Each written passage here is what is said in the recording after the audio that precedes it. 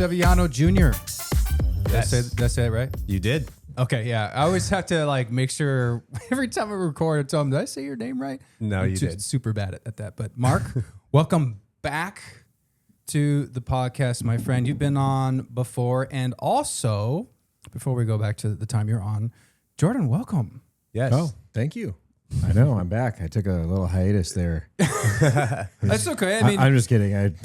you only have 3 kids. Scheduling didn't work out. Yeah. Yeah. I was here in spirit, and studio's looking great, man. It is. Yeah. Very awesome. It's been a lot of work. Yeah, no, it looks great. I love the setup. It feels good, comfortable. I love it. Love it. Well, my man, I'm trying to think here. When was the last time that you were on the podcast? Yeah, so this is my 3rd time on the podcast, 3 times the charm.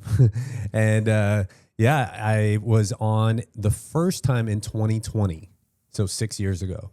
The second time was in 2022. And then now we're here in 2026, Tim and Jordan. And yeah, I'm super happy to be here. Thanks again for this opportunity. Dude, absolutely. My gosh, so much has happened since you were last here.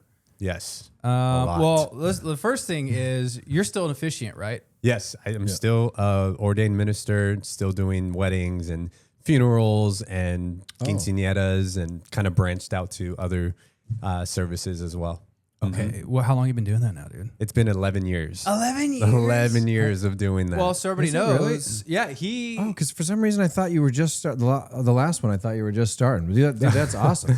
Yeah, no, it's been a grind, a slow grind. So the first couple of years it was like 1 or 2 weddings a year, and then it picked up in 2020, and then 2022 was my highest amount of weddings that I did. I did like 54 weddings that year. Wow. Yeah, it was a busy year.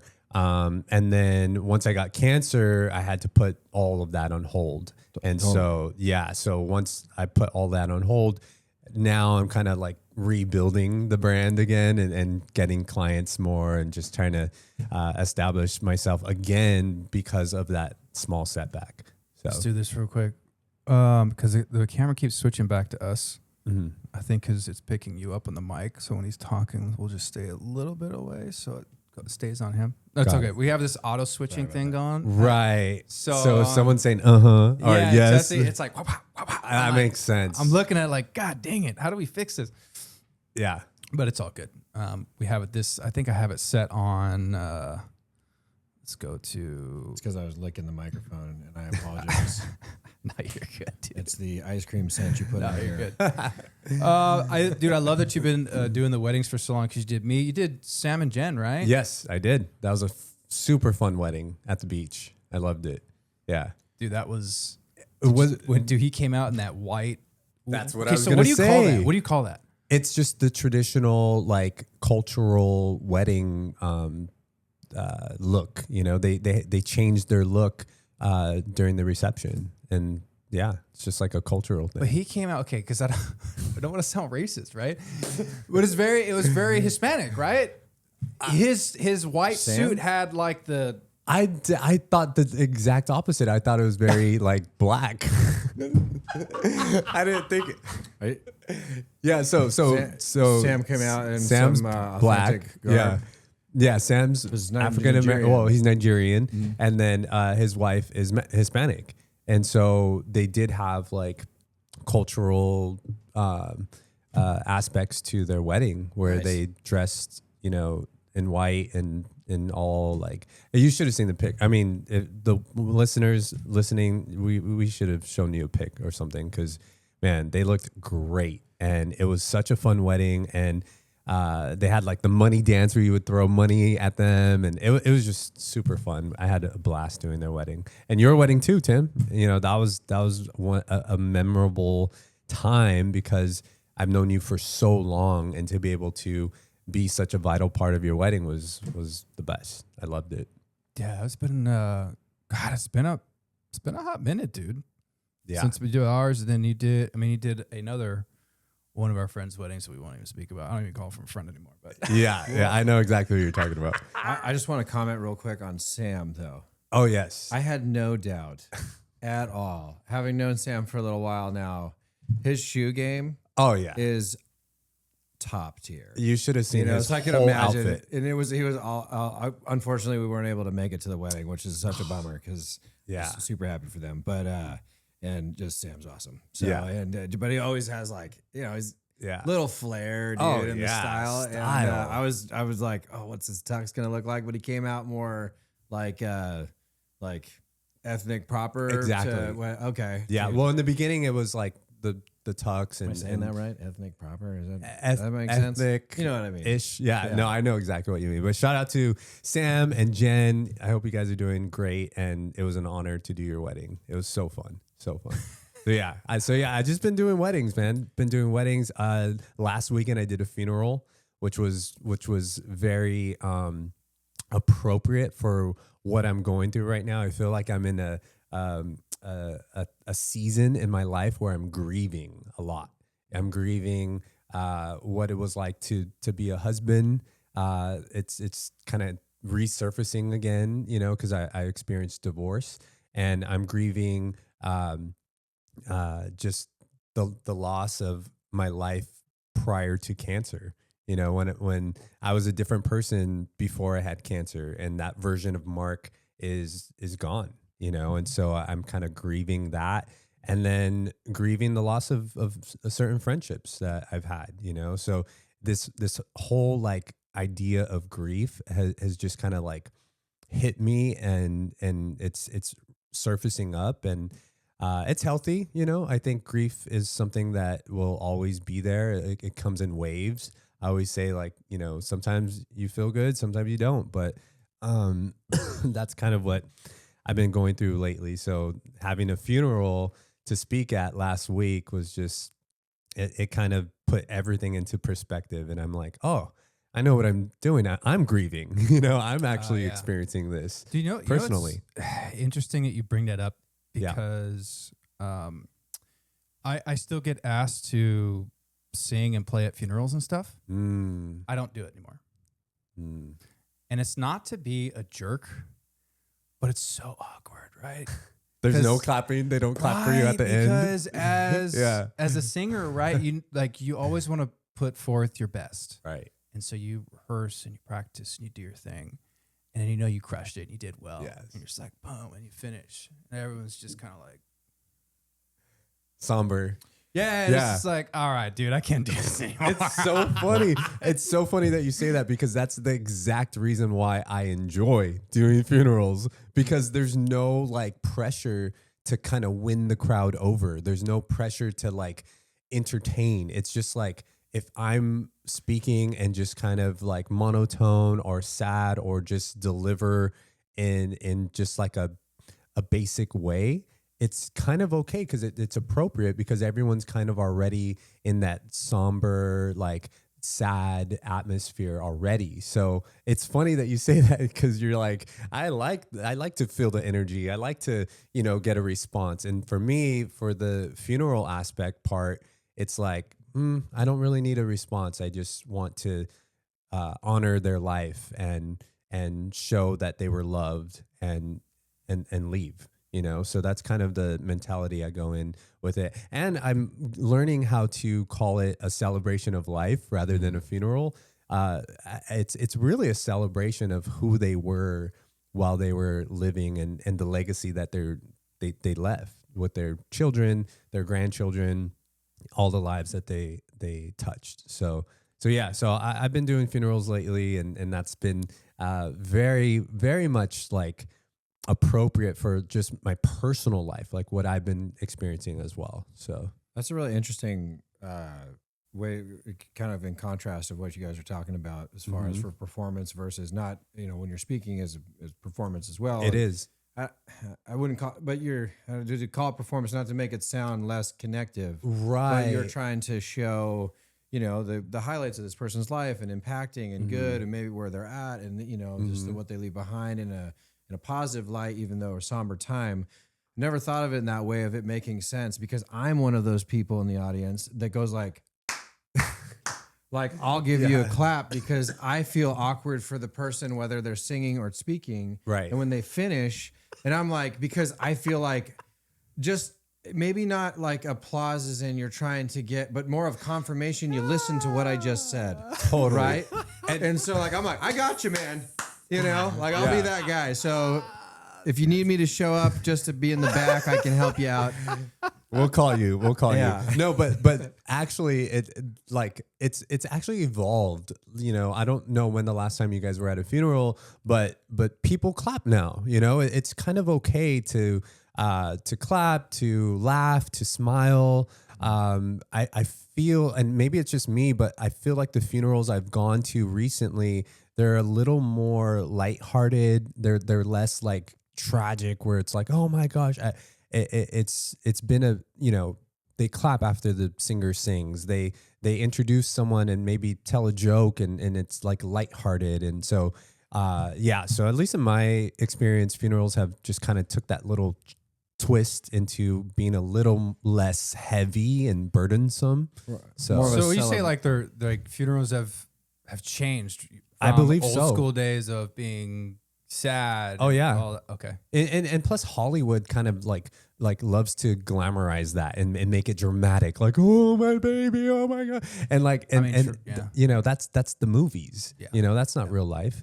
And so real life funerals, you know, you celebrate their life, you crack jokes, you talk about memories, of course you grieve, of course you cry, but it's not that like pressure that you have to like over dramatize your emotions that day. Most people are just spent. They're done. They're like, I cried so much. I'm just here at the funeral just to kind of like be here and get that closure. But most people are just done, like, you know, hollering, crying and grieving just so anguishedly like that, you know. It's like, which I think what a good opportunity it is for the individual grieving in that way, you know. And again, the timing of it is probably a huge factor. How it happened, another factor, right? You know, prepared, unprepared, like, you know, that kind of stuff.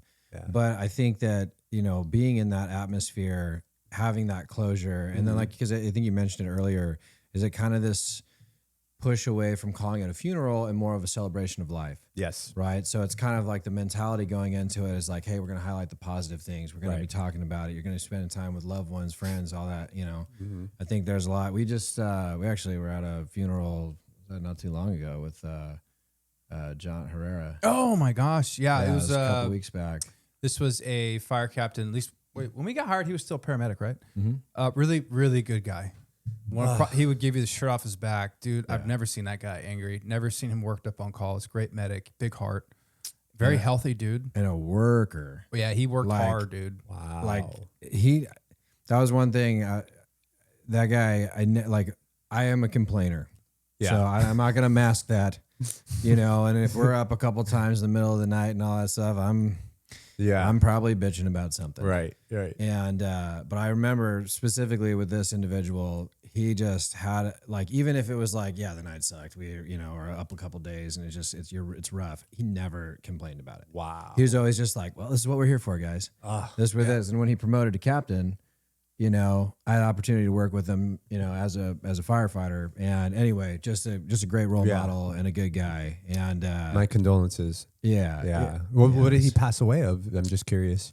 I forgot what. Cancer. It was cancer. Cancer. It just was cancer. Kind of started, moved quick, and just you know, tried to fight in it, and it you know, didn't happen. Well, speaking of the cancer, though, I mean, this is a big one having you back on here to talk about too. Is you were diagnosed with cancer? I think, was it 2 years ago? 2 years ago. 2 years ago, and that was a pretty wild thing. Because how old are you now? I'm 42.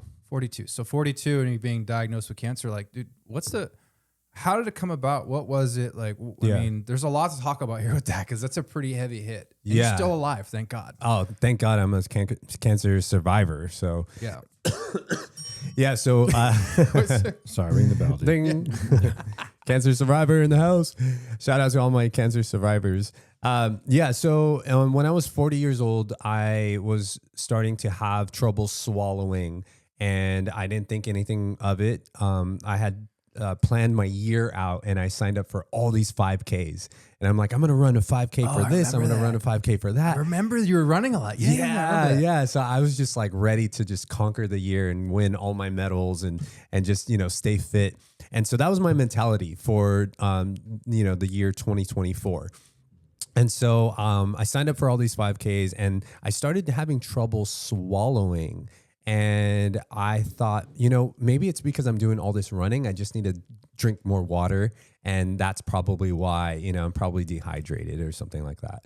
Well, quickly, I found out that it wasn't that I was dehydrated. Something was definitely wrong. And so I kept pushing it off, as guys sometimes do. Like, I don't need to go to the doctor, and I'm fine, and I'll be okay. You know what I mean? 100%. I don't need any of that. I'm not weak. Exactly. I'm like, no, like I'm not gonna go to the doctor, So I was just pushing it off to the point where I couldn't swallow solids anymore. So I would just like drink smoothies and just drink liquids, and then it got to the point where I couldn't even swallow liquid anymore. Ooh, that's bad. So I'm like, okay, at this point, I do need to go to the hospital and the ER and find out what's going on. Yeah. So sure enough, I went to the doctor, to the ER, waited like 8 to 10 hours. It was crazy. And then they took an X-ray and did some blood work, and the doctor said, hey, you know what? Your blood work came out great. You seem like a healthy young man. We'll check on your X-rays to see how that is. And he's like, it's probably fine. Like, you're probably going to go home tonight and everything's going to be good. I'm like, thank you, doctor. So he comes back. He has a blank look on his face. Oh no, that's the guy. He couldn't even hide it for just a little bit, dude. No, I knew something was wrong when he came in the room. No. And so I'm laughing. I should say I'm not laughing at you. No, I know. It's just like the irony, right? Oh, you're a healthy guy. You're good. And he comes back in just like, yeah, totally changed. Like, sir? Yeah. So he breaks the news to me, which I just don't, at the time, I just did not comprehend what he was saying. He said, we found a mass, and it's in the center of your chest, and we just got to take a look at it. And the way he said it, I was like, oh, okay, a mass.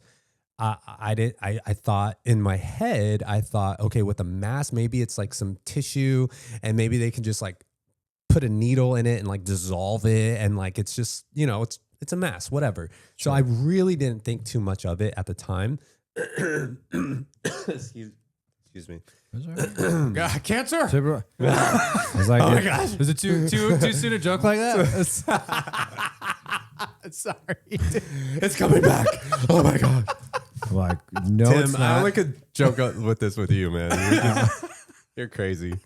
So anyways, what I didn't know is that a mass and a tumor are the same thing. They use it like, simultaneously. It's like a mass, a tumor, a mass, a tumor. Wait. So okay. I just want to get this correct. So people are saying if they say mass or tumor, it's one and the same. Exactly. And I didn't know that. I didn't know that either. Yeah. I thought like a mass, like a formation of tissue. Right. I thought that the mass was the cancerous. Like the mass is non-cancer, tumor cancer is what I thought, or benign, I guess. Benign, yeah. So there's a term for that. It's benign. So if your mass or tumor is benign, that means it's non-cancerous. If it's not benign, it's cancer. And so So if he would have said, Mark, we found a tumor in your throat, I would have been like, oh my gosh. But he was like, Mark, there's a mass in your throat. And for some reason, that just didn't really hit me as hard, So anyways, long story short, they end up keeping me overnight, and what they have to do is take a biopsy. So anytime you have a mass or a tumor, they want to poke at it, take a little sample, a biopsy, to see if it indeed is cancerous or not. And so when they tried to stick the scope down to take the biopsy, they could not fit the camera and the scope down my throat, because I had been, prior to this day, I had been pounding my chest to push down my liquid and food. So I would be like eating a meal and like and pounding and just like pushing my food down. So all of that created inflammation in my throat, and it was just irritated. And so when they tried to take the biopsy, it was like no room. Like everything was just like blocking the tools to get the biopsy. Yeah, it was nuts. Bro. So what they did. So were you having a hard time breathing too? I wasn't. They're two separate things. Yeah. But with that being so swollen, I'm sure. I wasn't having a hard time breathing. I was just having a hard time eating and swallowing. Yeah. So, just living and just, how many times do you swallow a day, and just, it was hard. Tons. Yeah. So they end up pulling the adult size scope out of me and trying to put a pediatric scope in me. It's a little thinner, and they're like, well, maybe the ped scope will work. So they did that, and that didn't work. And so they're like, you know what, Mark, you're going to have to go home, come back in a few days, and wait until the inflammation goes down. Don't eat anything. Don't drink anything. Just fast. So that way all the inflammation could go down. And when you're ready, we'll come back and we'll do a biopsy to see if you actually have cancer. So I'm like, okay. So they discharged me, and it was the next day I was still teaching as a substitute teacher. So I showed up to work the next day on a Friday, and I got to tell my kids goodbye and have a great summer. So I completed my job at work. And then the next day after that was a Saturday, and I had signed up for a 5K in Santa Monica. And so I ran the 5K. You ran the 5K with cancer this? in your chest. No big deal. No big deal. Okay. I didn't know I had cancer. I was like, hey, I had some things planned. It's a mess. Yeah, it's just a mess. I It's no can big run, deal. dude. It's not my legs. Yeah, so I got my medal. Yeah, and dude. ran the 5K. You're and crazy, dude. Life goes on. Like at the time, my mentality was like, ain't nobody got time to sit in the ER to get like all these like tests run. Like I don't have time. Like I'm a single father. I have plans. I have things to do. This is interrupting my flow of life. Mm-hmm. And so, yeah, I showed up to work the next day. I ran a 5K the day after that. And then I started feeling, really weak and I wasn't eating, I was fasting. And then I started getting in my head, like, what if this is actually cancer? Like this is kind of going to change my life. And so I was like getting in my head. And I remember one day I'm like, you know what? I'm just going to cook a meal for my family, biscuits and vegetable patties and potato wedges and salad. And I was just cooking in the kitchen. And as soon as I was done, I felt like I was going to faint. And I'm like, okay, so you felt like you were going to faint because cooking or after the eating? No, I didn't eat. I wasn't eating. I mean, Okay. I've served my whole family. I wish I could eat that meal, but I couldn't because I had to fast and wait for all the inflammation to go down. Okay, so you made the food, you served your kiddos. Yes. And after you served them, is that when you started like... Correct. I served my kiddos, I served my parents, and I served my Auntie Carmen. And so we were all there at the table, served everyone. And then immediately after, I was like, I need to sit down on the couch. So I sat down on the couch and started shaking. And I'm like, what is going on? I'm like, I feel so cold. I'm just super cold. So I went to my closet and I started pulling out jackets. I just started putting jackets on. And then I got a beanie and I put a beanie on. And my dad had like walked by and he's like, son, are you okay? And I was like, call mom, because I was just like feeling very weird. And so I started shaking and my mom came and she's like, are you okay? And she just one look at me and she was like, we're going to the hospital. Like you just look, I mean, I was white as a ghost, sweating profusely and just like getting all like cold. I was just like freezing. Oh. And so they rushed me to the ER and they give me a wheelchair. So I'm in a wheelchair. I'm sweating. I'm cold. I feel like, I don't know if you've ever felt that feeling of like tingling sensation all over your body. Oh, like when you take creatine? Is it creatine that does that? Beta-alanine. Big words over here from my guy Jordan, dude. I can't even spell I'll that. cash in on that one later. Yeah. You should ring the bell for that one. Does L-carnitine do that too? Or? No, it's the tingly feeling. Yeah. It's from like pre-workout stuff. Pre-workout, yeah. Yeah. Because I remember a long time ago taking Tingly that, and I thought I was sensation. having a allergic reaction. Yeah, same here. Yeah. Or niacin on high doses. Niacin, that's what it That'll is. also do Okay. it. Because I take niacin. Okay. I'll tell you after. So off you guys- recording why. Okay. So you guys know that, that tingling sensation, it was all over my body. And my mom, she's so funny. She's like, Mark, if you need to faint, you can faint here because we're at the doctor's. Like you could just faint. And I was like, Mom, you don't get it. If I faint, I feel like I'm just going to die. Like I really felt like my spirit was like wanting to leave my body. It was so intense. And so the nurses were like, they took off my jacket, took off my clothes, and they were like pumping me with any type of antibiotic because they knew like something was terribly wrong with this guy. Turns out my body was going through sepsis shock because I had bacteria in my bloodstream, and that bacteria, that bad bacteria was fighting my major organs, wanting to kill me. Yeah. I was like, how the heck? So later on, a few days go by, and I Googled like, how do you get bad bacteria in your blood? And guess how you get it? Biopsy.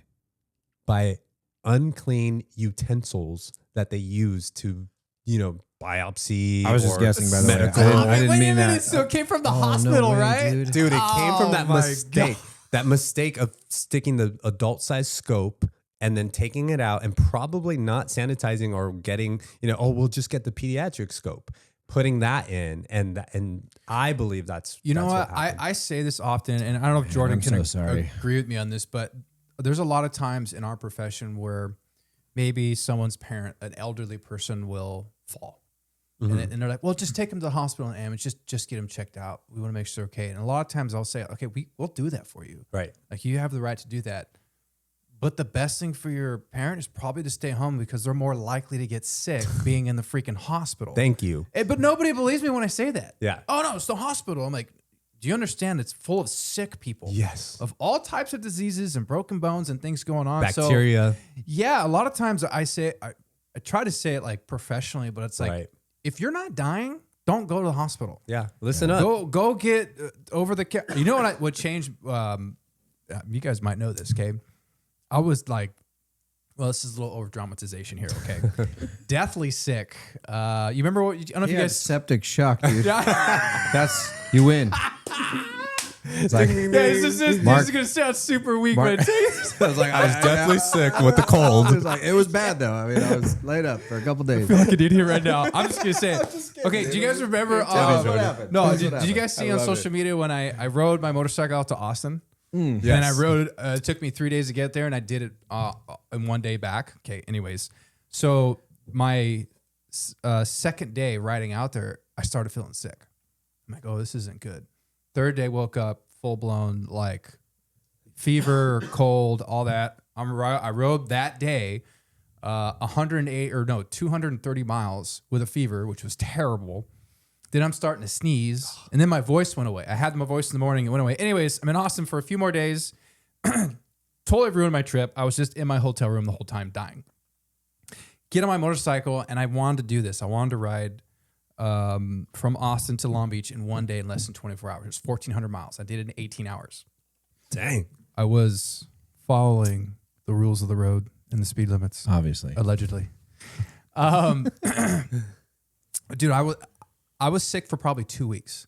I don't know what the heck it was. Even when I shouldn't have ridden that long coming home. It made it even worse. But you know what I took that just absolutely made me feel better, even though I was, of course, still sick? Tell us. Sudafed. Oh. Sudafed. Do you guys ever take Sudafed? No. Yep. I don't take medicine. What are you talking about? I'm like, I don't go to the absolutely. doctor. It's over the counter. I think it's great, dude. Yeah. No, because I've always taken like Dayquil and NyQuil. Yeah. And nothing was working. And I'm like, dude, I don't want to go to the hospital. And so I looked some things up, and I called a friend. He's like, dude, go to like Walgreens, ask them for the Sudafed. Nice. And I took it, and dude, I was like, whoa, I feel so much better. Because it's a molecule off of ephedrine. That's why. I mean, that's what makes you feel better. It gives you a little bump through the sickness. No, I mean, I say that, and I've taken it a bunch, not in like a recreational way, but when you're sick and it's like, I can't move, I'm laid up. I got things to do. Yeah. Work. You take whatever you got to take to get you through it. Yeah. But in your case, you were dealing with sepsis, Right. which is wild. And that's crazy because you had no idea that was going on. And it sounds like it spiked at the very end, which can happen, and probably more specific with like younger people as opposed to like elderly susceptible to sepsis.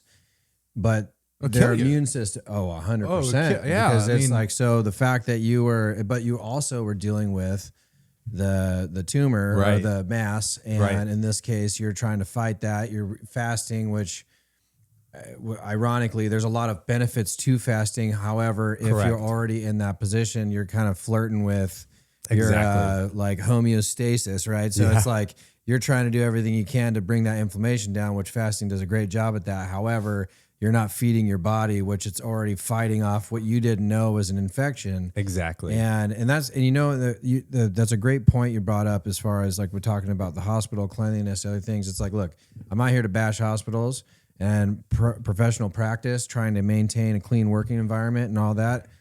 My hope is that that's what everyone shoots for. But I think, and I know Tim that's why we give advice of, hey, if you fell down and you're actually not hurt, just to go to the hospital for a simple checkup may not be in your best interest, because you're now going to be exposing yourself to 17,000 other problems potentially. Yeah. But that's nuts that can't, because I would agree with you if you had to like, what was I exposed to and how could it possibly have been if they were trying to jam a camera down your esophagus to get that reading and they don't clean whatever their attachment piece was. Yeah. They have basically mainlined a bacteria into your system. So Thank you. Yeah, 100%. Yeah. No, I'm sorry, man. I mean, look, I've never actually had sepsis, from a like a long-term infection, thank God, because it looks horrible. Yeah. But I've run 1,000 calls on people that have different variations of sepsis, and you can die from it. You can. Yeah. So those feelings of you being like, I can't pass out because this might be it. I like, dude, I could picture it. I get it, dude. Yeah. That's nuts. Yeah. No, I mean, we're dropping some nuggets here with like, not going to the hospital if you don't need to, with Sudafed, with, just getting checked when something's wrong. Like there's so many aspects that hopefully our listeners are gaining and some value from our conversation, because it's real. This really did happen. And I actually, ironically, I spent Father's Day in the hospital, battling sepsis shock. So we're coming up on the anniversary then? It is tomorrow. June 21st is the day.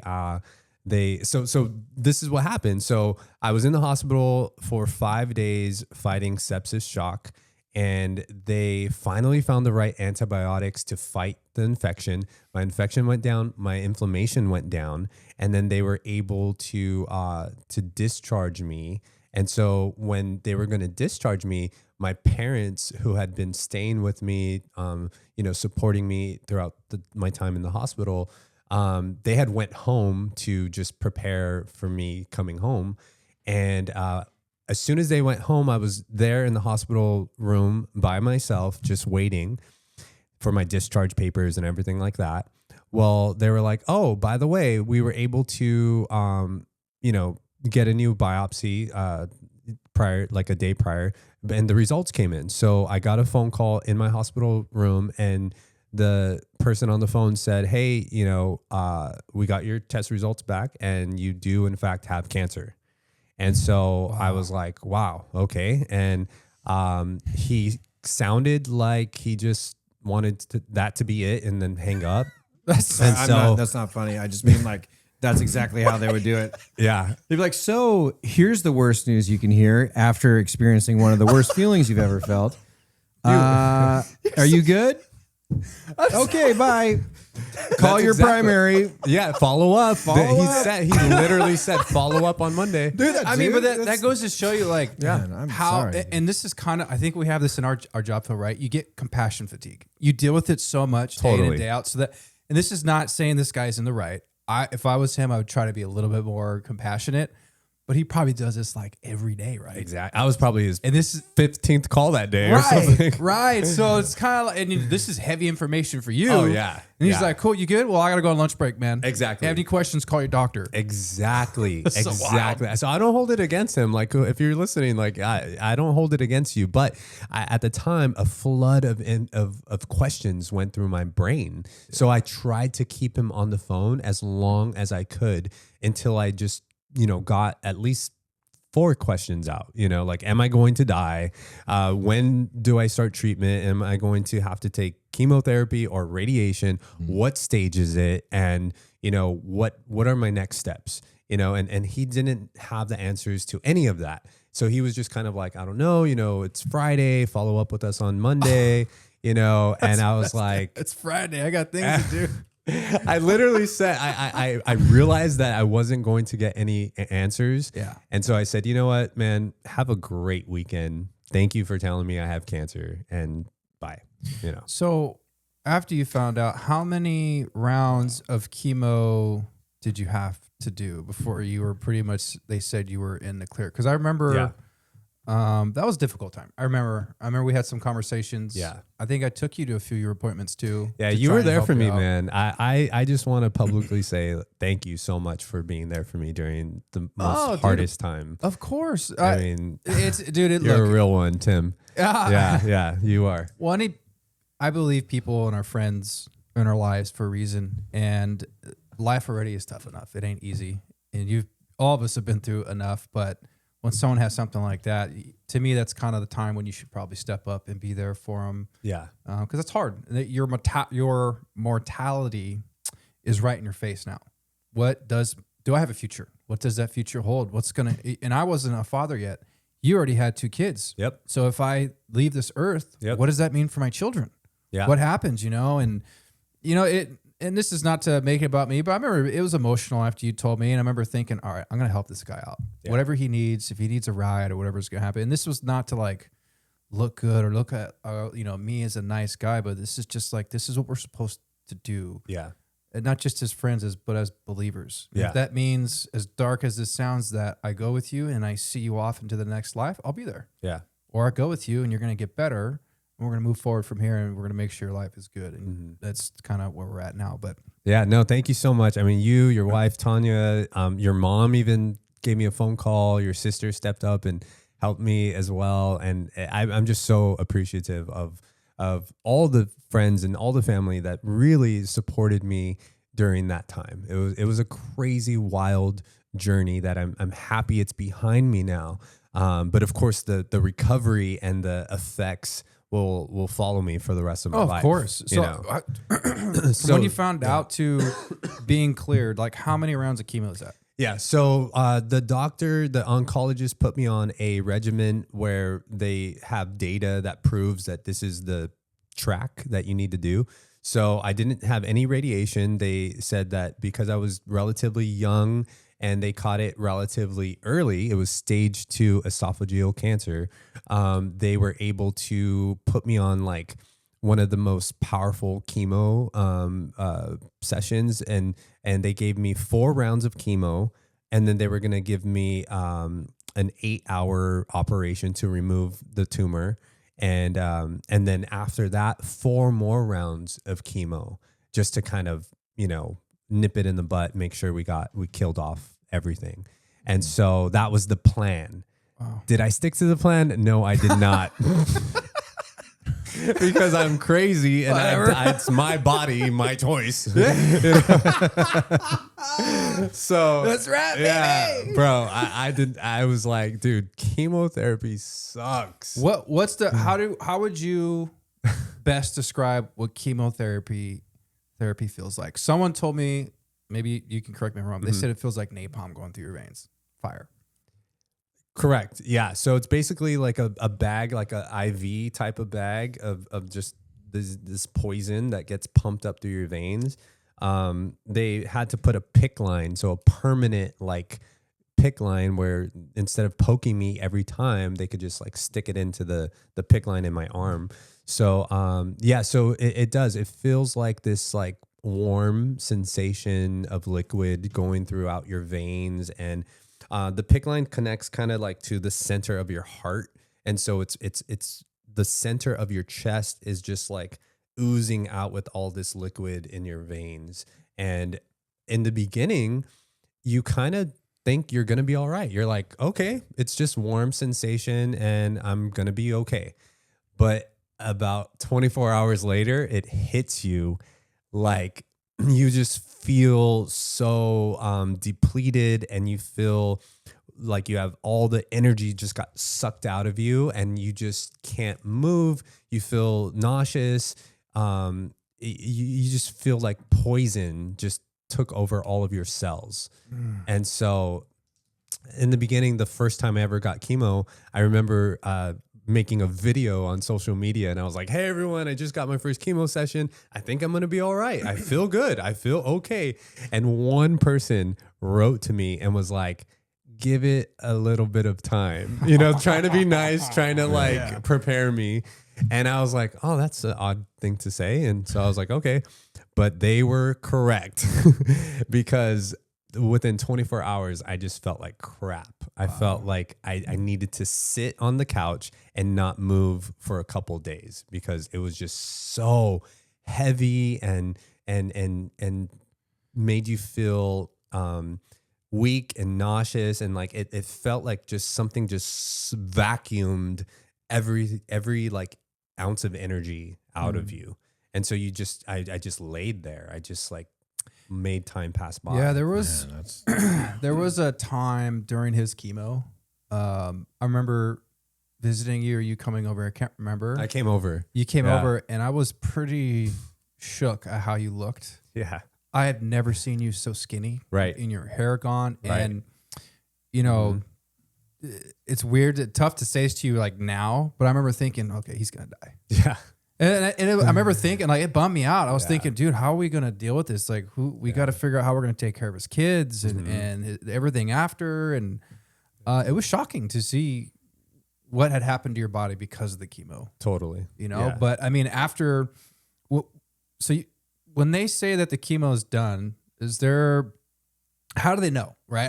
When do they tell you like, hey, it's over, you're done, you don't need to take anymore? What is there? Is there like a scale or a blood test that you guys do? Yeah. So just to backtrack a little, I weighed 190 pounds. I'm 5'10". I weighed 190 pounds. By the time everything was done, I went down to 130 pounds.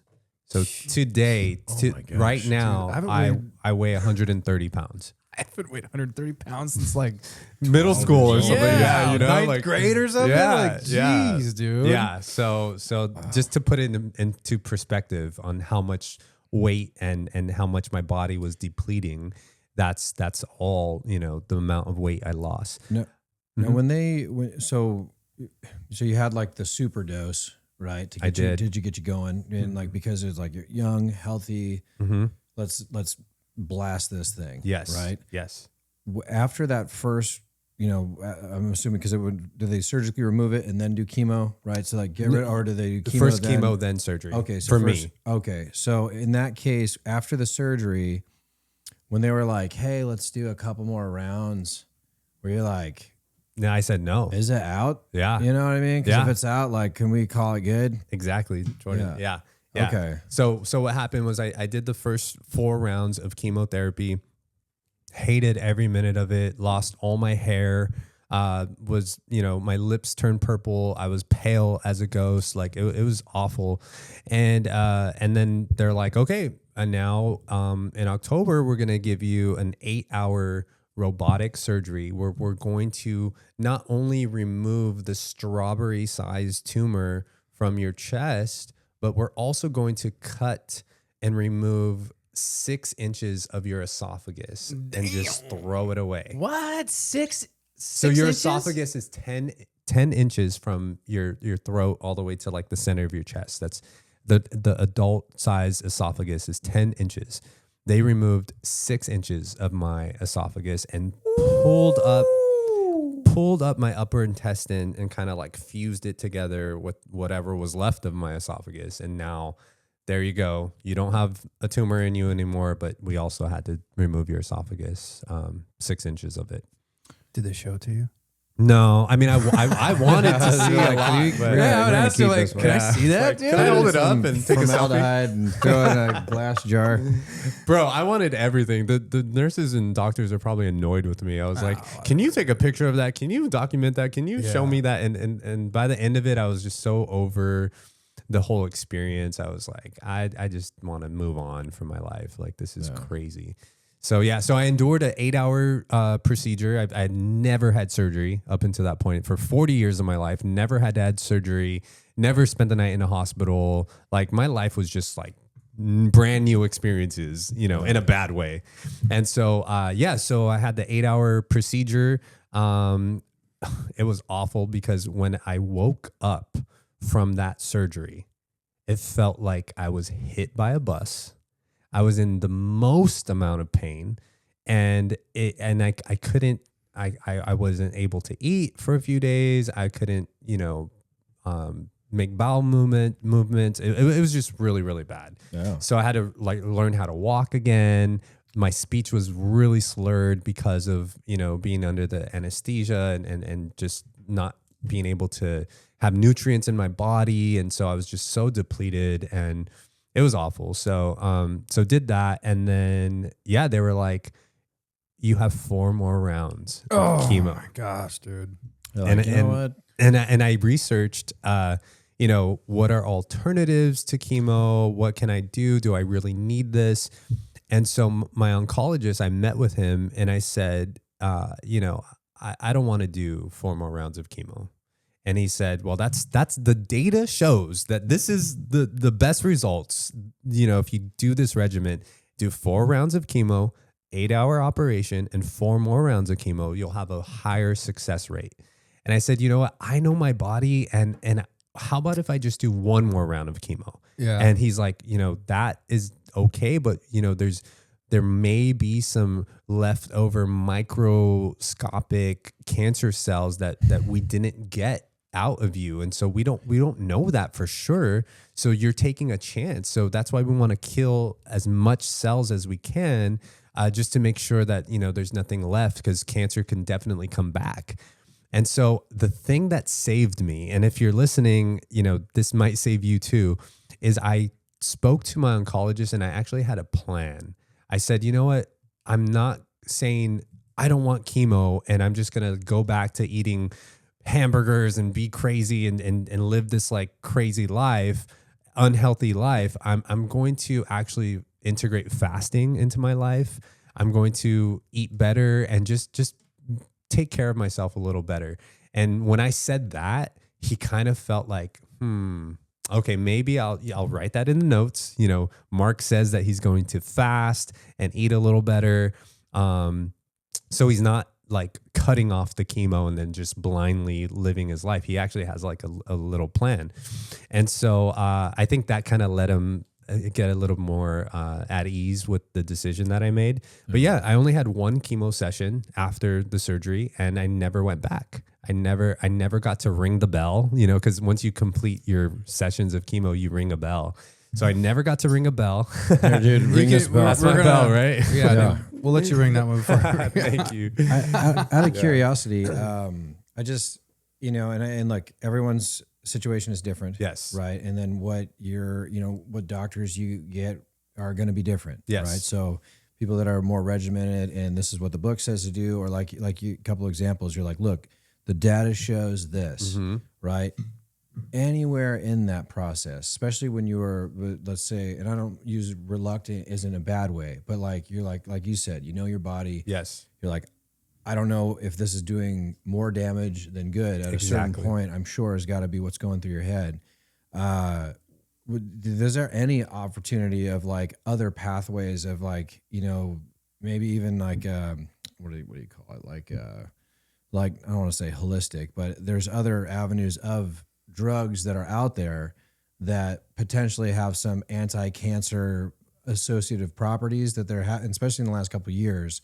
There's been some stuff that where instead of doing chemo, if you get on a dose, because I don't want to, I'm not a doctor, so I was like, but I know there's like an antifungal with ivermectin that seemed to be a popular combination where there's been some, public cases where there's been some benefit to it. But especially after you've gone through the surgery, the chemotherapy, your numbers are down so low that hopefully they were not detectable. But this, instead of the whole like, let's just use this as a catch-all before you destroy yourself a little bit more. Right. Like there's another avenue that you can like, hey, or you take this where, let's see where this is at. And then in 6 months, let's come do a checkout again. Yeah. Right. No, I see what you're saying. Yeah. In my experience, the medical field does not offer any of those alternatives. It's either chemotherapy or radiation, and that's it. They don't go there. They don't offer anything else. The alternatives are solely up to the patient. It's up to you. So I had to do my own research, my own books that I bought on holistic health and YouTube videos that I looked up on people who found alternatives to chemotherapy. So I had to do the research. I had to advocate for myself when it came to all of that, because there is stuff out there. And I'm not saying that those are all like, don't do chemo, do this. Right. I do not. You know what I'm saying? The individual, the scenario, it's all going to be different for the situation that someone would be in. I'm just saying, if you're talking to they're the oncologist. They are the person in the room that you're going to lean on the most, and they got your ear for the moment, and they're going, this is what you're going to do. Most people will go, okay. Right.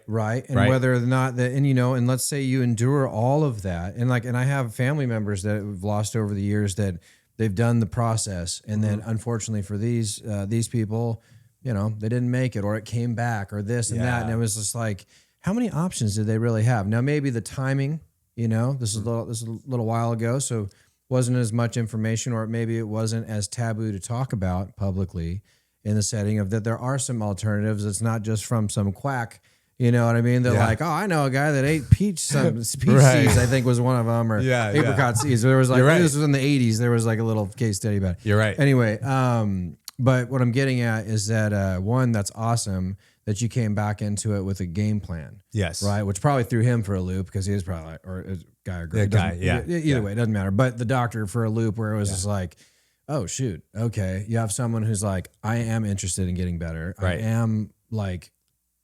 proactive. Right. And you're coming in with a game plan. Right. They probably went like, oh, well, yeah, I mean, just let them. Yeah. Well, can I just? He broke the golden rule. Sorry, dude. I have it on. Jordan kept his phone on. Golly, I have it on focus mode, dude. Sometimes I don't know how to take focus off. It messes me up. I'm just gonna say this, and it might be the conspiracy theorist in me, but chemotherapy and cancer make hospitals money. They do.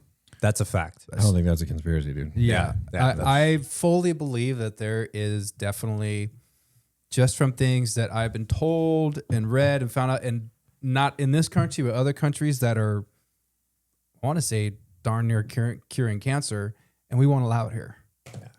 Okay? No, I love you, Tim. The companies, the sick people make money. Yeah, leave it up to Tim with the conspiracy theories and the. Yeah, no, I mean, you're 100% right. It is a money thing. I personally believe we do have the cure to cancer. I think there's a cure for a lot of things that we have, that people are going through that seem pretty that are devastating and will kill you. Mm-hmm. That if we did put the cure out, now how is insurance, big pharma, and the hospitals, how are they going to make money? Yeah. Right. Thank you. It is what it is. Yeah. So that's the lobbyist groups. Yeah. So thankfully, I am, that happened like majority of 2024. January 2025, I got a scan, and the scan results came back, and there was no cancer detected anymore in my body. Boom, boom, yeah. boom, baby. Yeah. So, yeah. Let's go. I'm a huge fan of In-N-Out, so I created a t-shirt that said, cancer came in and out of me, and now I'm cancer free. That's legit. Oh man, I like that, dude. Yeah. Well, how? Because when we go through difficult times in our life, I would say for us as believers, right, it could shake your faith. It could make you be like, "Why me, God?" Or when something happens, like not to be dark, but like when my brother died, right? That was a hard hit in my family. Oh yeah. Yo, where are you? Yeah. What the heck is going on? You say you love us. Like, what the heck? What did it do to your faith going through? I love this question. Okay. All right. So there's so much to say about this, but I'm going to condense it. So every year I choose a word. I sit alone with God and I tell him, what is my word for the year? That year it was peace. And I was like, why? I did not know that I would have peace during the craziest time of my life. And so I was at peace. I had peace during my cancer journey. It was just like a peaceful, undescribable peace that I had. The next year, it was trust. I had to learn to like trust God and lean on him for every aspect of my life. And this year, my word is believe. And I'm really evaluating my belief system and things that I believe to be true. But circling back to your question about faith, so I was in the peace atmosphere, the peace that surpasses all understanding. There's a verse about that in the Bible, and I was solid with my faith during that time. And so I remember I never asked God why. Why did I get cancer, God? I just said, what do you want me to do with this? Like what now? So I remember going into my car and sitting alone because I didn't really have privacy at the time. I had moved back home with my parents because they were helping me. They were helping me with the kids as a single father, taking them to school, picking them up. And so I was at home with my parents, didn't really have a lot of privacy. So I went into my car to be alone with my thoughts, with my own self, with me and God. And I remember praying and asking God, God, what do you want from me now that I have cancer? Like what is going to happen? How are you going to be glorified? How are you going to use me? And I remember he told me to put on a song. And so I put on the song that he said. It was Oceans by Hillsong United.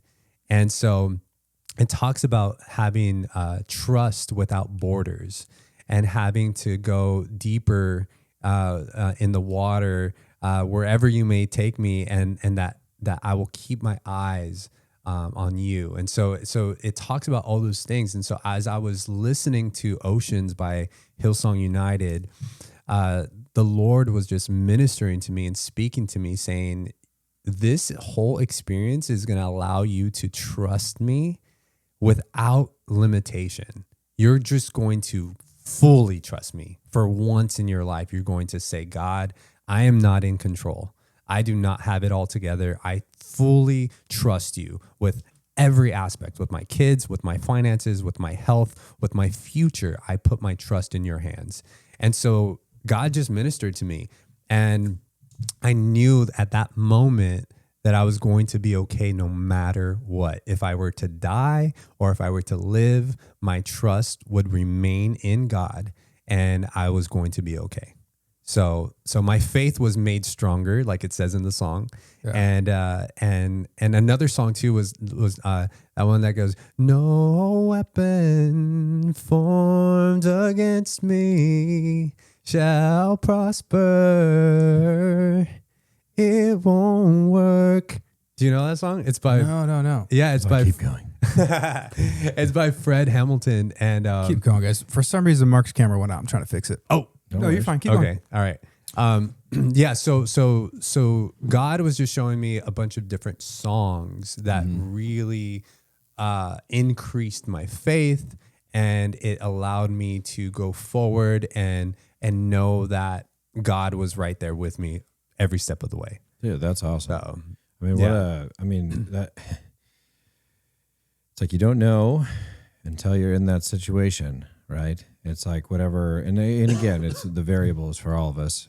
We have our own moments of what we deem to be tough, or we lose sight of that specifically. Yeah. And in your story of what you dealt with, I could only imagine you were really searching, right? And to keep the composure and having it be more of like, okay, not why. Because I feel like it's human, like human nature, right? Your first thoughts are, why me? You know, and it's like, cliche, sure. But at the same time, I mean, dude, anything happens. It's always like, I shouldn't say always, but like, at least for myself, it's like, oh, why is this happening to me right now? You know what I mean? And like, and the truth is that, you know, depending on what your belief structure is and how much you lean on God and like for, you know, at least clarity of the moment, you know, maybe not the reason, but what do you want me to do with it? I love what you said about that.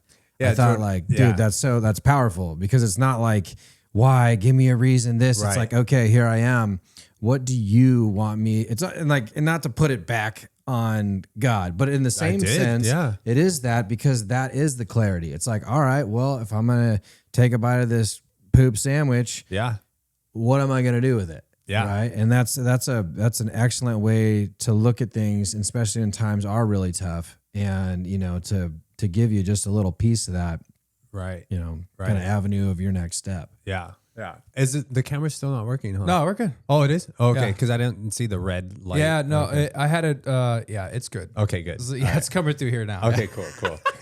Really important section. Here's me thinking like, is evil working in us? Because as soon as I ask that question, how has God worked in your life? The camera shut off. Like, get out of here, demons. Come on, man. No, that's true. That's crazy. But yeah, Jordan, just to continue to what you were saying, to add on to what you were saying, I had gone up until that point in my life, I had gone through so many crazy moments that I learned to never ask why. It's kind of like, all right, God, what do you want me to do with this situation now? Because now I'm in another situation. Before it was divorce, before it was losing my job, before it was, you know, diagnosis with family members and things like that. So there were so many things that I learned to just never ask God why, you know. Who cares why? The point is you're going through this now. Right. So what? So what are you going to do about it? What is going to become of it? And how can you be the best steward of what you're given with what you got? And what are you going to do? Are you going to inspire people? Are you going to speak about it? Are you going to fight it and move forward?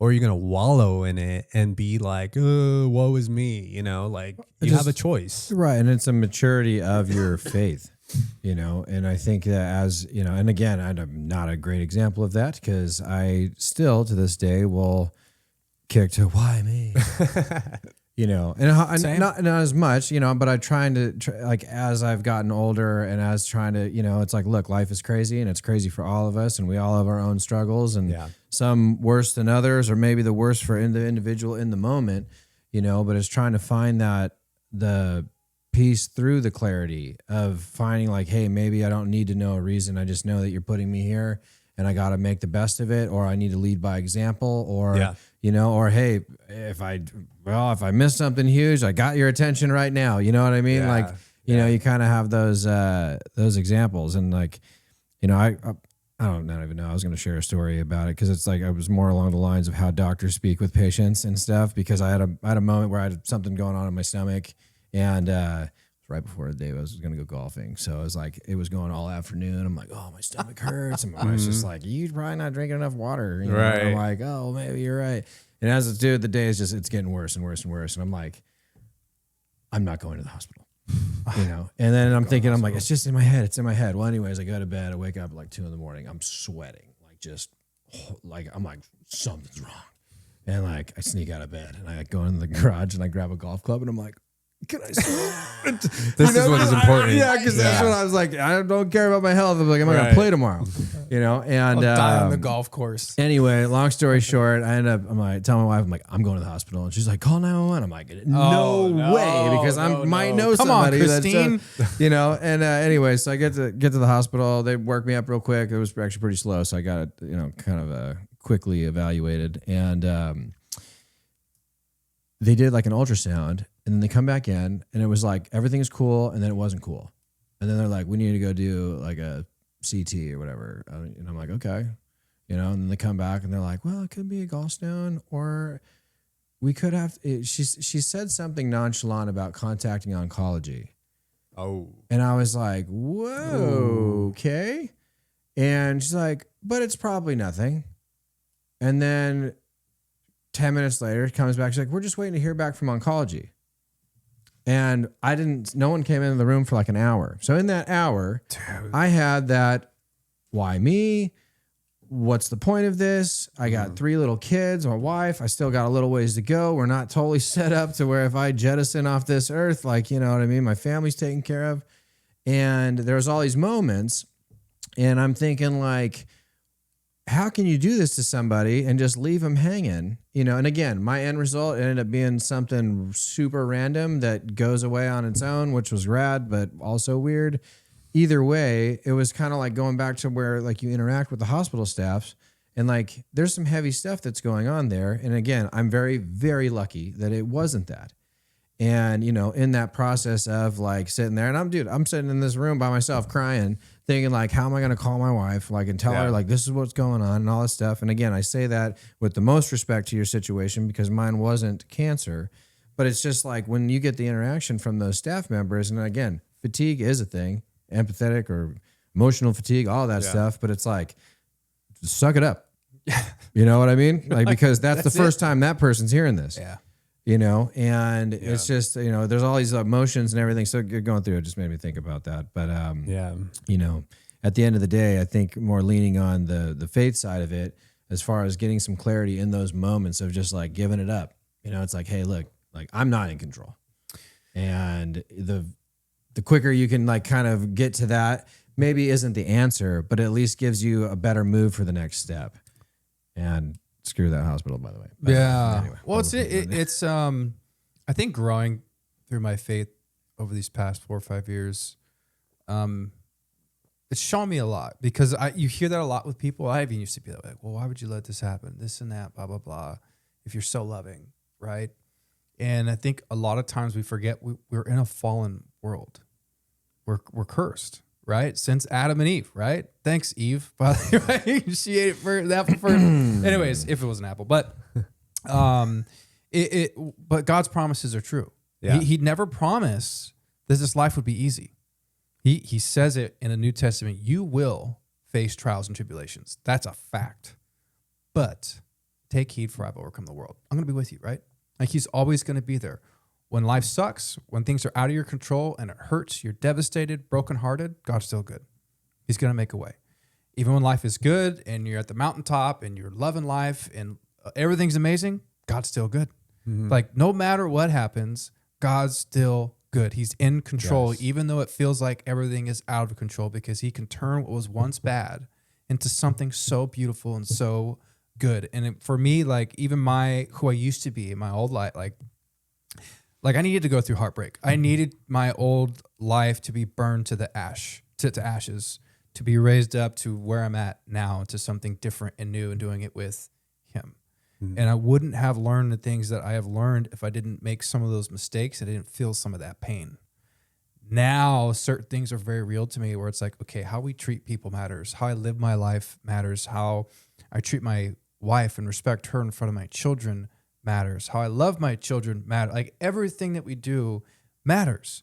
Yeah. And what God does, you know, sometimes it's really unexplainable. I have the hardest time putting it to words with certain situations for people. It's almost like riding a motorcycle or skydiving. That's crazy. And it's like, you try to explain it, and the best I can do is like, you just got to do it. Right. Like, I don't know what else to say. Yeah. It's crazy. It's out of this world, but there's no words I can say, what it feels like when I consciously release the plane from the plane and fall. Or I'm, riding through different states on my motorcycle, and it's just like being a believer and trusting the Lord when you have cancer or whatever else you're going through it's going to suck.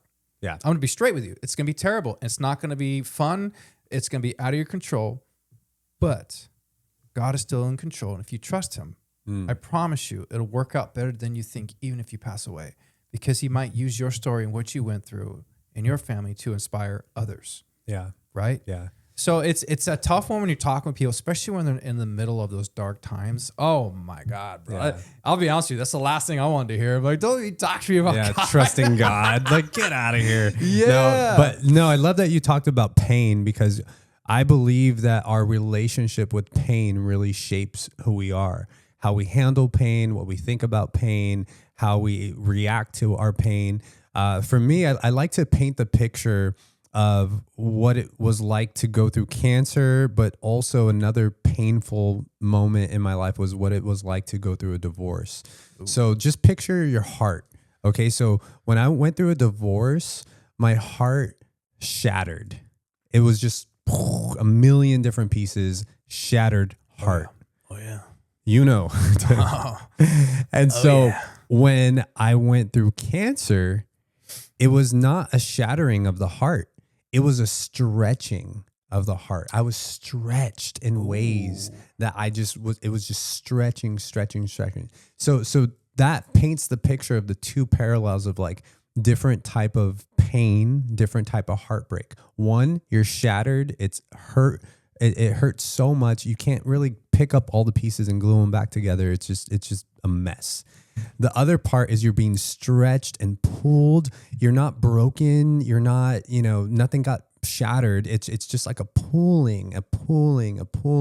Every time you show up to chemo, you're being pulled. Every time you get a new result, you're getting pulled and stretched. So that's what my heart went through. I went through a shattered heart. I went through a stretched heart. And thankfully, I now have a healed heart where I'm okay. Let's go, baby. I'm fine. Yeah. I healed from the divorce. I healed from cancer, and I briefly touched on this in the beginning of our conversation of grieve. And now I'm just kind of like grieving my old life. Like I sometimes miss being a husband, but that's just not me anymore. And sometimes I miss how I felt when I had no idea what cancer was. I had no idea what it felt like to have cancer. I miss that Mark, that version of Mark who had zero clue what cancer feels like. I miss that person, but I'll never get that person back, And so I'm grieving these different types of memories and moments. And no one tells you that after a divorce, you become a different person. Oh my gosh, 100% different. And no one tells you after cancer, you never go back to how you were. Well, it's all, I would say, maybe correct me if I'm wrong here, but it's like a piece of you is gone. There's kind of like when you go through trauma or a breakup, a divorce, things like that. It's like there's this part of your heart that has now been taken out and it's gone, and it's not going to be replaced. No, and it needs to be gone because you kind of want to move on from that. Right. But it changes you. It's a different type of heartbreak. It's a different type of healing with cancer. And again, this is me going back to my faith, but it's nothing the Lord can't heal, right? He'll fill that back up, but he'll raise it to something newer and better. I love my wife. Yeah. Like I look back on the things that I have been through in my divorce, about like, it was hell. It sucked. It was, all the things that went on with that. And it was terrible, but I can see what God was doing now, right? That may have hurt and have been terrible. And I was even making bad decisions during that time because I was just in pain. Oh yeah. But self-sabotage. Oh, 100%. Mm-hmm. Yeah. But I could not imagine life now without my daughter and my son. It's hard for me not to get emotional here because, dude, what a gift. Oh yeah. What like to me, my family is the ultimate treasure that I have besides my faith in Jesus. It's my wife and my two children. I love being home. I love seeing my daughter happy. I love playing with her. And when she uses her, I got to change her. I don't mind doing that. I love it too. I'll take it, help her with the bath and all this. And dude, it's brought and it's taught me a love I didn't know I had. Right. And 100%. That wouldn't be there if I didn't go through what I went through. My daughter wouldn't, so it's an interesting thing. I don't think people understand unless they have been through it, right? Or some type of, thing that's kind of related to it. Mm-hmm. But dude, you did bring up something that I wanted to you said you were grieving cancer, which I get that, man, but the losing friends. Yeah. Yeah. I want to hit on that real quick before we're done here. Sure. Because we're going to be wrapping up.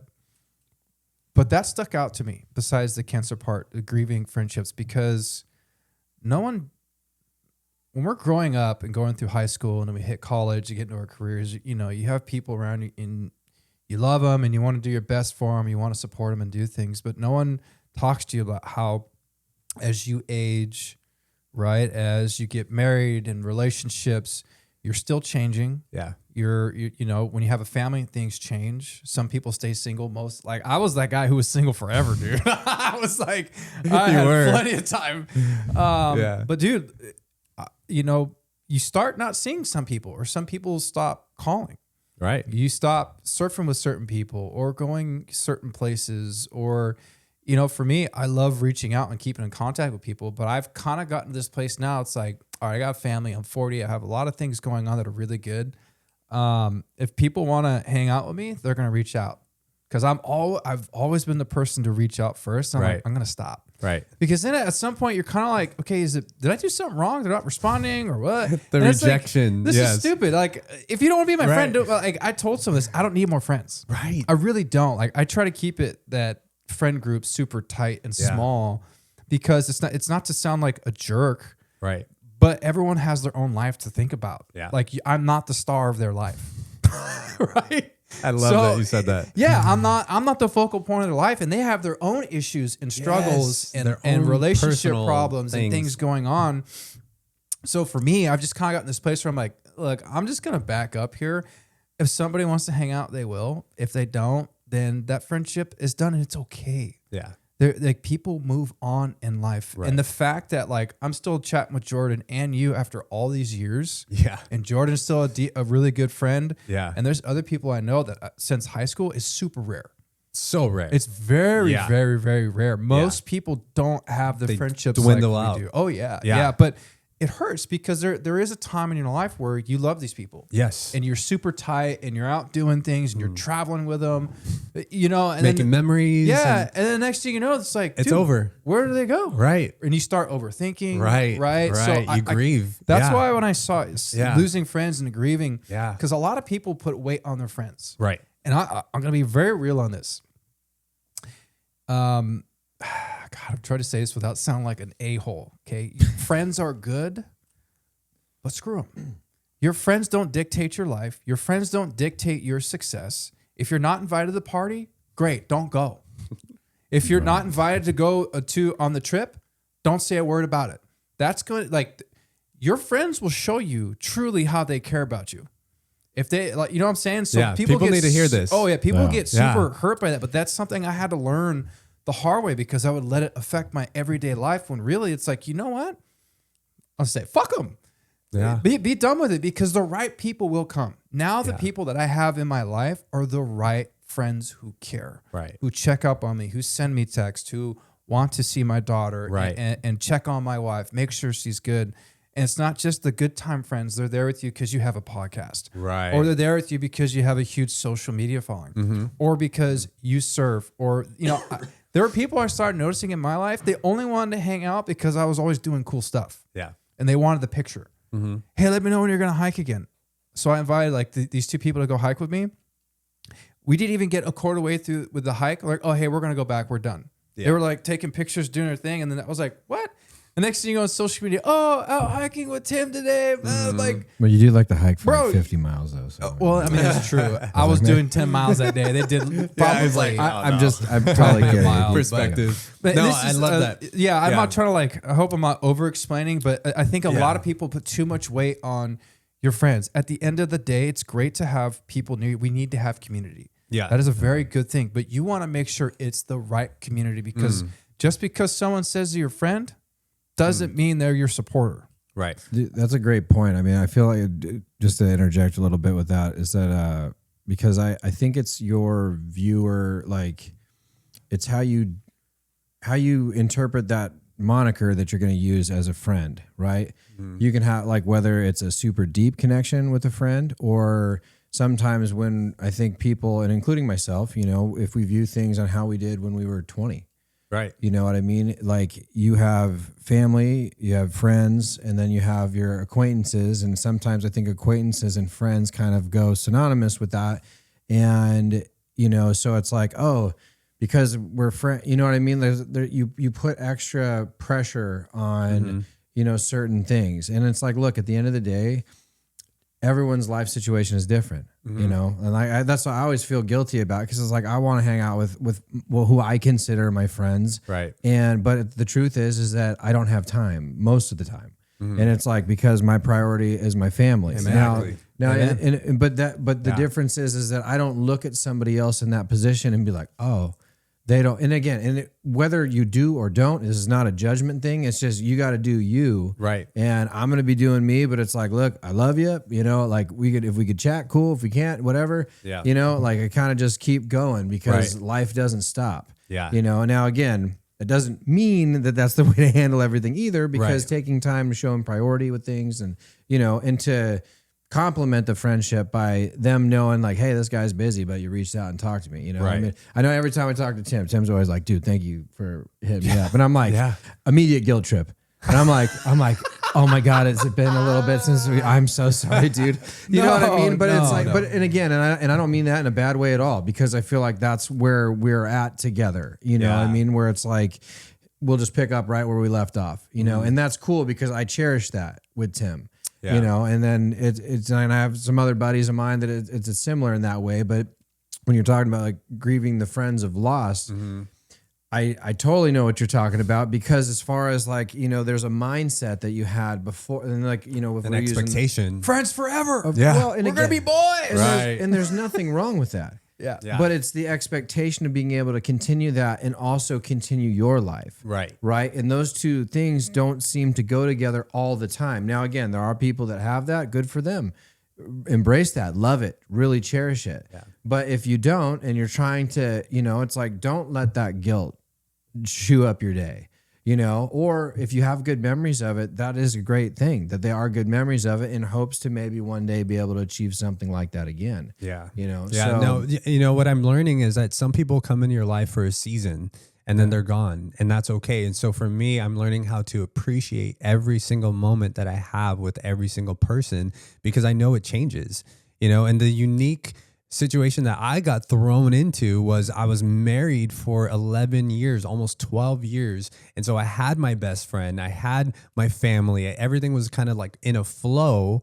And then when that got taken away, it's like, okay, now I'm the single guy. So I have my kids every other weekend. And on weekends, I don't have my kids. I do want a buddy to hang out with, to talk to kind of just do life with. And you get close to certain people, and then that only lasts a certain amount of time. It can't go on forever. They're not going to be like, there for every situation, every event, And so I think that's what I'm grieving, is like, okay, I'm realizing that I'm in a unique situation, because most people my age are settled down with their family now. They are holding their family as top priority, as they should, but me, it's like, okay, I'm at a unique situation because I kind of have time to go to a concert or go out to Vegas for the weekend, because it's my weekend off from my kids. And so I do want someone to hang out with and do that. Not necessarily have a girlfriend where I could date and like be committed like that, but just maybe a buddy that I could just like count on to like do things with, Sure, and so I think that's what I'm experiencing lately, is that sure, for a season I might have the one buddy that I call for that, but they're not always going to be available. They're not always going to be able to give me that every single other weekend. It's like, it's not realistic. Right. And so I think I'm grieving the fact that people have their own lives. They have their own thing going on. Don't take it personal. Like I feel like sometimes we take it very personal. And also just, like one of my other friends like moved away. Like he lives in a completely different state now. And we just, from proximity, we're not close anymore. And so it's like, all of these different factors as to why friendships dwindle, or why friendships dissipate into like, just they're not as intense or as active as they once were. That's okay. And I think I'm coming to terms with that, and learning how to cherish the friends that I do have that like strong bond with, like Tim, like Tim, you're one of them. My friend Leo, he's another one of them. And it just makes me appreciate those types of friendships even more, because I'm like, yeah, I can make a friend tomorrow and we could act like we're best friends for like a month or two. But it's like, that's good and that's amazing to have a connection with someone like that. But it also makes me appreciate the friends that have been in my life for years. And, you know, I've known you since 2004, you know, and so that's 22 years of knowing you and doing life with you and watching you grow and you watching me grow through all these times. And so, it's crazy to grieve being a husband, you know, that's crazy. It's crazy. It's crazy to grieve the person you were prior to cancer, you know, and now I'm grieving the friendships that I once had that really meant a lot to me. And it just, for whatever reason, is not the same anymore, you know, and as adults, as full grown men, it's hard to talk about those things. Cause you're like, I don't want to sound like, oh, you know, I loved him and he was my buddy and my best friends. It's like, the truth is we do have connections with other guys, you know, we do have connections with other people that we would like it to last as long as it can, you know, but the reality is sometimes it doesn't last and sometimes people are in your life for a season and that's okay. Yeah. And I'll kind of wrap it up with this. Sure. Because we're getting really past time, but it's okay. We've had a great conversation, but I think, I've just learned to be very ruthless with my time and who I allow into my life. Yeah. Because your time, there's the one thing we're all fighting for is time, right? We go to work to exchange our time for money so we can live. And, you know, just like you are what you eat, you are who you hang out with, right? I now want to only be around people that are going to uplift me and I'm going to uplift them and they're going where I want to go. Same. Not people who are stagnant, lazy, don't follow through with their word. It's a one-way friendship. I've just become very, very ruthless with that, even to the point where, you know, I just block people. I'm like, well, they're not my friend anymore. I'm like, I don't need to talk to them. Boom, block them. Like it just ain't nobody got time. No, for that. because I don't have time for that. I have so much. I have so much to do and so much going on. More things that I'm trying to achieve and do. I don't have time for people who you're either in or you're out. Right. You're either, like, this is a two-way street. Right. So it's like you have to be ruthless with your time and who you allow into your life and those friendships. I love It's okay to let people go. Yeah. Like you can, because most people live in comfort and most people are super lazy. And I can't tell you how many times of people, mutual friends that I don't talk to anymore by choice. And it's not I hate them or anything, but we do the podcast or I'm doing this or that. And then they talk trash on it. Like, oh, you're doing too much or this, that, you know, oh, why are you doing that? Well, it's like, why don't you support me? Why don't you say, hey, dude, what do you need? Or listen to it. You're in or you're whatever. out. I love that. Yeah. So I'm like, you're either in or you're out. And I do this at work too. Yeah. Because I think this is any job, not just our career field, but people will put on a face and be your friend and stab you in the back. Stab you in the back. Yeah. So now I have learned this too. When I go to work, I'm kind and respectful to everybody, but I don't reveal all my cards. Right. I don't tell everybody everything that's going on in my life. Smart. Or what I'm doing. It's like, hey, how's your family? Well, everyone's good, man. Thanks. That's about all you're going to get because you're not truly my friend. You're my coworker. Exactly. And as much as they're going to say brotherhood and all this other stuff, I'm going to tell you right now, I've seen so many people in this career field just freaking shit on people. And then they'll come to the fire station and at the coffee table, they'll act like they're their best friend. And I'm just like, what the fuck?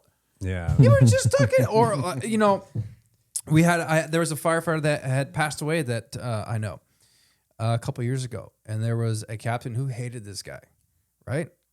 Always talk crap on him, this and that. And the next thing you know, he passes away. Oh, he was such a great dude. I'm like, stop, dude. Yeah. So I'm just careful. Yeah. Because and it's not that I don't say don't trust it, you know, but you do need to be very careful with who you allow in and the information you give them. Because not everyone who's your friend is your friend.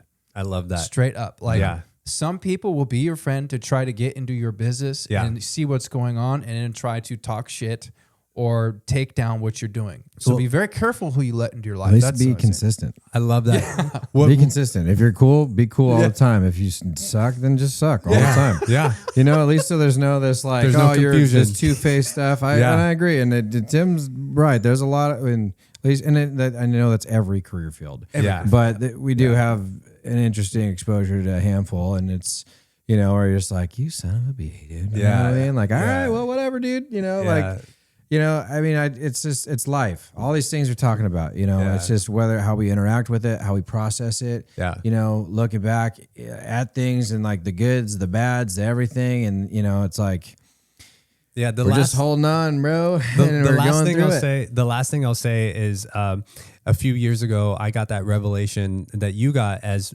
to if they're a coworker, call them your coworker. If they're your classmate, call them your classmate. If they're an acquaintance, call them an acquaintance. We throw around the friend word too much. They're not your friend. There's someone you know through social media. There's someone who you work with. There's someone that you attend church with. It's like not everyone is an actual friend. And I think we use that term loosely. And it's like, no, there's friends, there's family, there's coworkers, there's categories of people in your life. And if we get specific about which category they're in, it'll help us just mentally. We'll just be like, okay, cool, Yeah. So some people are going to learn that there's helps with the processing of it. Sorry. Oh, no, you're good. You're good. We have a mutual friend. We were all at this person's wedding, and he kept talking about his boys. My what do you call it? What the wedding party for the guys? Like groomsmen. These are my boys for life. My boys, my friends will always be here. I remember thinking, bro, you got a hard lesson coming, son. Do I talk to all my groomsmen? No, life happens. Yeah, and that's okay. It is okay, and that's why, like, even at my wedding, it was super small. Yeah, it was me, and my wife, no wedding party, our close friends, and our closest family. You guys were. It was tiny. Awesome. It was small. Yeah. I think 24 people. It was great. But dude, we had a great freaking time because these are the people I talk to every day. Right. I'm not trying to show off to anybody.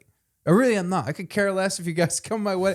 Like, right? I want my family and then the close friends that I love to be here, and we're gonna celebrate and party and have a good time. Yeah. So, anyways, all right, we're wrapping this up. We're going old school with when we first did our podcast. So, I have a few questions here. We're going to do 3. I'm going to ask, you answer, Jordan, and then me. Okay? All right. Here we go. Let's do it. Answer it. All right. Would you rather have your own personal bathroom or own personal office? Go. I want my own personal office so I could decorate it, put all my books, my awards, everything, make it look, go there to do my work and just have my own space. I always want that. I respect it. I like it. Jordan. Oh man. I guess the office, because the truth is that I would really I don't want my own personal bathroom, but we all share a bathroom at the house with the kids. So it's like, I would like an adult bathroom.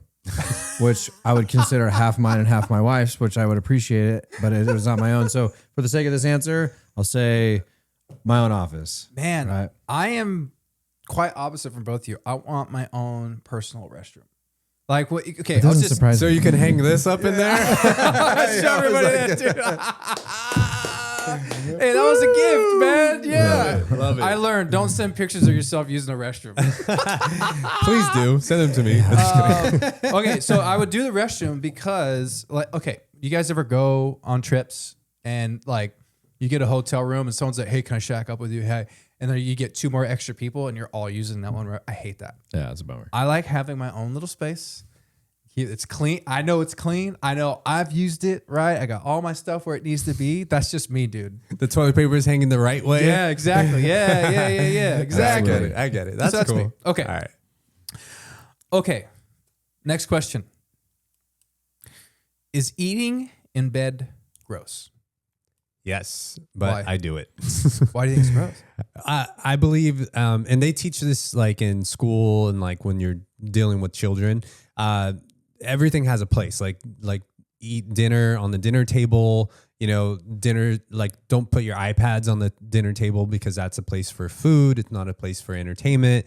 The couch is for relaxation. And so everything has its place. And so I think a bed is primarily for sleep and for rest and to, use that for its purpose. So once you start intertwining, your spaces, it becomes psychologically, it does something to your brain to where it crosses over and it's unhealthy. So so don't eat in your bed if you can avoid it. There's a place for everything. And, your brain really gets tripped up if you start like crossing those lines. So Don't eat in bed. yeah, Jordan. Yeah, I don't. Well, I have. I'm guilty of it. I was going to say, I was like, sober Jordan has no chance of eating in bed because I cannot go to bed typically without having taken a shower first. Oh, 100%. So like 100%. I want to get in bed, feel clean, and I don't want to like roll around in crumbs. right. Now, a little bit of a pipe dream with the kids, this is with them all being young. But and also like if I had gone out, I'd be snacking, before I go to sleep. But Right. which is terrible for you also, by the way. So I really would try not to, and that's why I don't like it. I respect it. I used to because I didn't care. And then my wife lined me out. Nice. Way to go, Tanya. That's the way to do it. Yeah, that she doesn't even like when I eat on the couch, dude. I'm just like, oh, my bad. I mean, That's I was single for a long time, man. I do whatever I want when I Exactly. want, I feel Listen, that. I'll clean I feel up, that. okay? I'll clean I'm up. guilty of doing both, eating in the Yeah. bed and in the couch. And on even the like couch. I used to watch TV in bed all the time. Yeah. Now she's like, no, TV's for the living room. Wow, Tanya, Dude, you know Asians, what's up. Asians are hardcore, dude. It's true. There's a place and time, and, and I it really guess, screws man. with your it's- But my place is to be comfortable. That's what I I know, thought. Like, I right? know. I don't know. That's my thought. Just bowl of Doritos love these on questions. your stomach watching TV. Dude. Okay, our last one.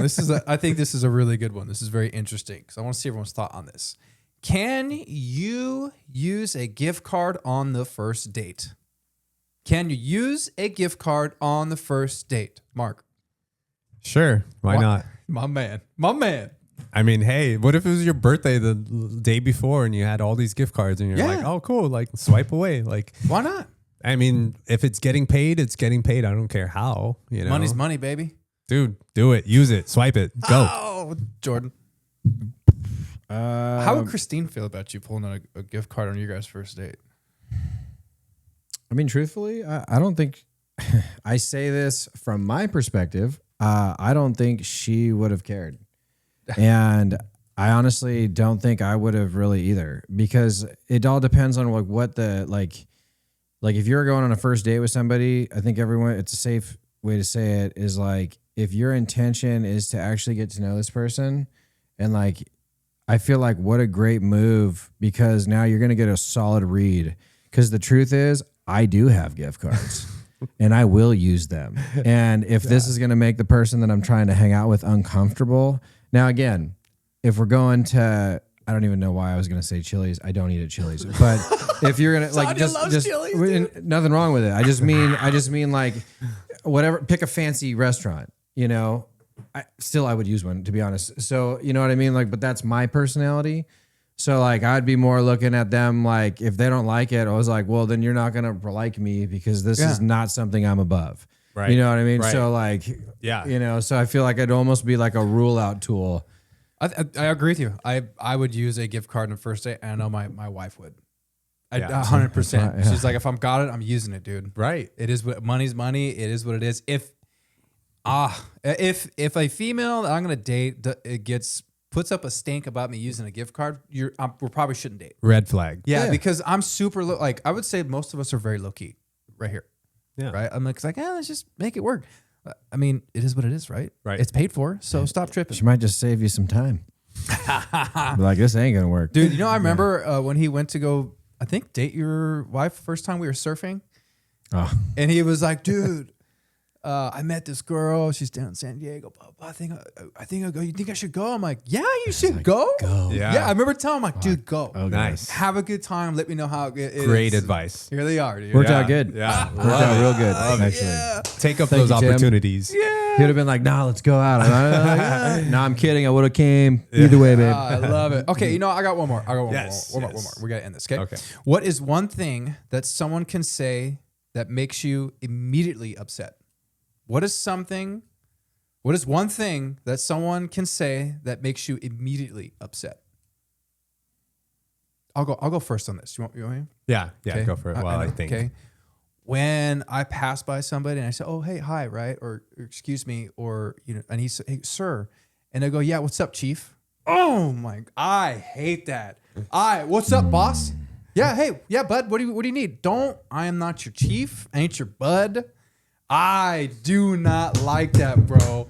I do not like that. Wow, My respect I for the did not know person this. immediately goes down. Because it feels condescending. Yes. Yeah, what's up, Yeah. chief? It's like, what? Yeah. No, like, hey, what's that? Yeah, what do you need? I can't stand that. I love that I'm out. answer. I'm out. I love that. I'll just piggyback off that one. Because I was like, there might be a couple things actually, but I don't like a couple things, but then I'm not totally sure. But it may be more of maybe not a verbal response, but a lack of one. Now, I'm not saying that everyone needs. I say hi to everybody. I'm always like, hey, how you doing? Or, you know, whatever, friendly. Just what's up? If someone look, and like more specifically, if I'm like, hey dude, how you doing? Or what's up, man? Nothing. And they look at you and they're just kind of like not like, hey, obviously if you didn't see me, it is what it is. But I'm like, I see that we are looking at each other, and you kind of just like give me like a nod. Like you can't even say, hey, hi, hey, what's up? I hate that. Now, again, maybe they're having a bad day, but that immediately takes my mood or my potential interaction with this person, and it makes it, I'm already not like feeling it, and I don't like that because I feel like I like to talk to people. I like to, you know what I mean? Like I try to keep it, positive in that way. And it's just an immediate, like, I'm like, oh, I'll be over here effing myself. Thanks, man.